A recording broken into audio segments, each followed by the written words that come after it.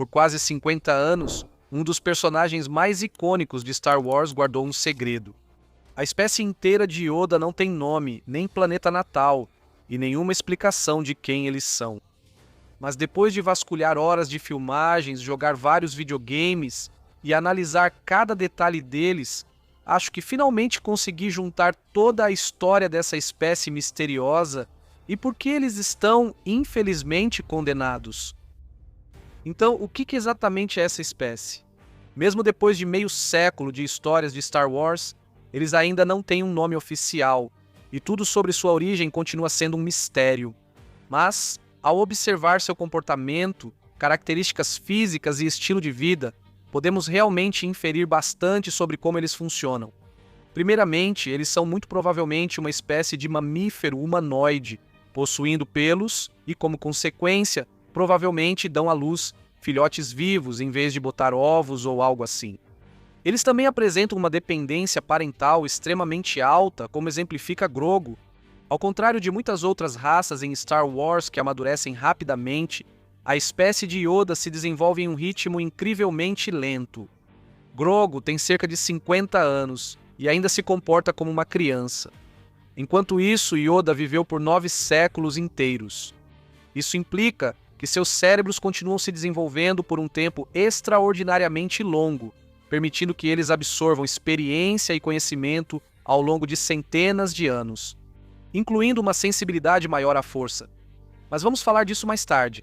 Esse desenvolvimento lento também revela a maior desvantagem da espécie. Em vez de investir tanta energia em crescimento rápido ou em grandes populações, eles investem tudo em inteligência e consciência. Ainda assim, apesar da idade e da estatura incrivelmente pequena, indivíduos como Yoda, Yaddle, Minch e até mesmo Grogu são capazes de demonstrações surpreendentes de velocidade e agilidade. Na maior parte do tempo, vemos membros dessa raça se movendo de forma lenta e deliberada, conservando energia enquanto andam com bengalas ou mantendo um movimento mais calmo e controlado. Mas sempre que são ameaçados, eles podem de repente se tornar incrivelmente rápidos e acrobáticos, mesmo que, em algumas ocasiões, prefiram ser levados na mochila a andar ou correr. Esse equilíbrio entre paciência e precisão pode muito bem ser uma das razões pelas quais os membros dessa espécie se tornaram alguns dos usuários da força mais poderosos na história da galáxia. Na verdade, todos os membros que conhecemos são Jedi extraordinariamente sensíveis à força. Todos os membros confirmados da espécie, Yoda, Yaddle, Grogu, Oteg, Vandar e Minch, demonstraram imenso potencial na força e laços estreitos com a Ordem Jedi, com suas patentes variando de cavaleiro até grão-mestre. Enquanto se desenvolvem durante o primeiro século, a espécie de Yoda é exposta à força de uma maneira muito mais gradual do que as outras. Enquanto outras espécies adaptadas à força seriam admitidas no Templo Jedi com no máximo 4 anos de idade, elas são expostas a muita coisa em um período muito curto de tempo, o que representa o risco de levá-las por um caminho mais sombrio. Enquanto isso, a espécie de Yoda absorve todas essas informações ao longo de décadas, em vez de anos, tornando-os menos suscetíveis à atração do lado sombrio e mais firmemente enraizados no equilíbrio da força. Eles conseguem absorver todos os mistérios da força sem se deixarem sobrecarregar pelo seu poder. Mas será que apenas certos indivíduos dessa espécie podem se tornar Jedi? Em Star Wars, todos os seres vivos possuem midi-chlorianos, mas a espécie do Yoda pode tê-los em concentrações excepcionalmente altas. E a sensibilidade deles à força pode nem ser uma característica rara, mas sim um traço natural da espécie. Enquanto outras espécies como Twi'leks, Iktot, Togruta e humanos têm apenas alguns membros com midi-chlorianos suficientes para controlar a força. É bem possível que, para a espécie do Yoda, todos sejam indivíduos sensíveis à força. E não seria a única vez nessa vasta galáxia que uma espécie inteira teria habilidades na força.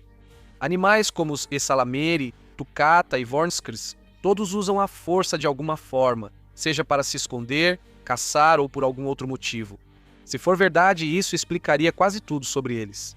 Seus reflexos aprimorados, percepção, consciência, agilidade e até mesmo sua sabedoria seriam características incrivelmente úteis para sobreviver em seu planeta natal. Ao longo de milhares de anos, a seleção natural pode ter favorecido indivíduos com uma sensibilidade maior à força, eventualmente produzindo uma espécie inteira profundamente conectada à própria força. Agora, além da sensibilidade à força, ao examinarmos sua dieta e adaptações físicas, podemos até reconstruir o ambiente em que essa espécie evoluiu. As evidências indicam que a espécie de Yoda vive em áreas úmidas densas, como pântanos ou florestas úmidas. Yoda prospera em Dagobah, movendo-se por terrenos lamacentos e vegetação emaranhada com total conforto, quase como se o ambiente o lembrasse de casa. Outros membros, como Minch, reforçam ainda mais essa ideia ao demonstrarem mobilidade excepcional em terrenos pantanosos. A dieta deles também reforça essa conclusão. Grogu, o membro mais jovem dessa espécie, é constantemente visto comendo sapos, ovos de anfíbios, insetos e outras pequenas presas, o que implica que essa espécie evoluiu como caçadores oportunistas. Os anfíbios, principal presa da espécie de Yoda, precisam de proximidade constante com a água para sobreviver e se reproduzir. Portanto, faria sentido que seus predadores habitassem ambientes semelhantes. Com o tempo, a espécie de Yoda pode ter evoluído para caçadores furtivos perfeitamente adaptados para perseguir presas através de vegetação densa e pântanos turvos. A coloração deles também apoia essa teoria. A maioria dos membros conhecidos da espécie possui tons de pele verdes, oliva ou marrons, o que serviria como uma camuflagem excelente em pântanos lamacentos e terrenos densamente florestados. Assim como leopardos, répteis e inúmeros insetos na Terra, a coloração deles provavelmente evoluiu para ajudá-los a permanecer escondidos das presas enquanto se misturam naturalmente ao ambiente. Isso os tornaria predadores de emboscada incrivelmente eficazes, contando com a furtividade proporcionada por sua baixa estatura e camuflagem, além de sua variedade de adaptações sensoriais. Seus corpos são projetados para navegar terrenos difíceis, permitindo movimentos rápidos e silenciosos por vegetação densa, raízes e florestas pantanosas. Seus olhos grandes também podem indicar adaptação a ambientes de pouca luz. Pântanos e florestas densas frequentemente possuem copas espessas que bloqueiam a luz do sol, criando ecossistemas escuros e sombreados na superfície. Esses olhos grandes ajudariam a melhorar a visão nessas condições de pouca luz, dando-lhes uma vantagem ao caçar ou se deslocar à noite. Até as orelhas deles poderiam ter um propósito mais interessante. Embora sejam obviamente expressivas e provavelmente melhorem a audição da espécie, seu tamanho incomum também poderia ajudar a regular a temperatura corporal deles. Muitos animais na Terra evoluíram adaptações semelhantes para sobreviver em ambientes quentes, como os elefantes, que usam suas grandes orelhas para dispersar o calor, e os tucanos, que usam seus bicos para termorregulação. É possível que a espécie de Yoda tenha evoluído o mesmo traço, usando suas orelhas para se refrescar em climas quentes e úmidos. Combinadas com sua furtividade, agilidade e camuflagem, essas adaptações mostram perfeitamente como a espécie de Yoda evoluiu. Ironicamente, todas essas características que tornam a espécie de Yoda tão poderosa também podem colocá-los em risco de extinção. O fato de levarem tanto tempo para crescer significa que eles se reproduzem muito raramente, gerando apenas um pequeno número de descendentes ao longo de suas vidas. Em toda a saga Star Wars, só vimos uma única criança confirmada da espécie, Grogu. Isso por si só já sugere uma densidade populacional extremamente baixa. E graças a The Mandalorian, também sabemos que essas crianças precisam de décadas de cuidado, proteção e desenvolvimento antes de conseguirem sobreviver de forma independente. Isso significa que cada indivíduo dessa espécie representa um enorme investimento biológico. E que mesmo que alguns indivíduos sejam perdidos por guerra, doença ou desastre, a recuperação levaria séculos. Na biologia do mundo real, espécies com longas expectativas de vida e baixas taxas reprodutivas geralmente são vulneráveis à extinção porque não conseguem repor suas perdas rapidamente. Baleias, rinocerontes e até mesmo humanos demoram muito para recompor sua população, com muito investimento em cada filhote. E o mesmo provavelmente seria o caso da espécie do Yoda.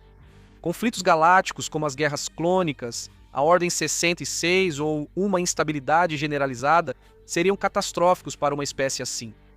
A raridade deles pela galáxia significa que, se qualquer membro morrer, a raça deles fica mais próxima da extinção. E, infelizmente, só há mais um membro vivo que conhecemos. Também há indícios de que a espécie pode possuir variações regionais ou ambientais. Alguns indivíduos parecem ser mais verdes, como Yoda, Yaddle, Grogu e Minch. Outros, como Vandar, apresentam um tom mais oliva ou marrom. As cores dos cabelos deles variam entre branco, cinza, preto e castanho avermelhado. Embora não haja evidências suficientes para confirmar subespécies reais, essas diferenças podem refletir adaptações a diferentes climas ou habitats em seu planeta natal. E não para por aí. Até mesmo o famoso padrão de fala de Yoda pode sugerir a possibilidade de variação regional. Yoda fala usando uma sintaxe invertida incomum, mas isso claramente não é universal em toda a espécie. Personagens como Yaddle e Vander falam normalmente, sugerindo que a fala de Yoda não é uma característica distinta em toda a espécie. Em vez disso, pode representar a possibilidade de um dialeto mais antigo ou até mesmo a ideia de um dialeto regional. Se Grogu eventualmente começar a falar em histórias futuras, isso pode revelar ainda mais sobre a função da linguagem e da cultura dentro dessa espécie misteriosa. Mas até lá, tudo o que sabemos é isso. Essa espécie é, muito provavelmente, a mais poderosa e ao mesmo tempo mais frágil da galáxia. Sempre a um passo da extinção, mas forte o suficiente para derrotar as forças mais mortais da galáxia.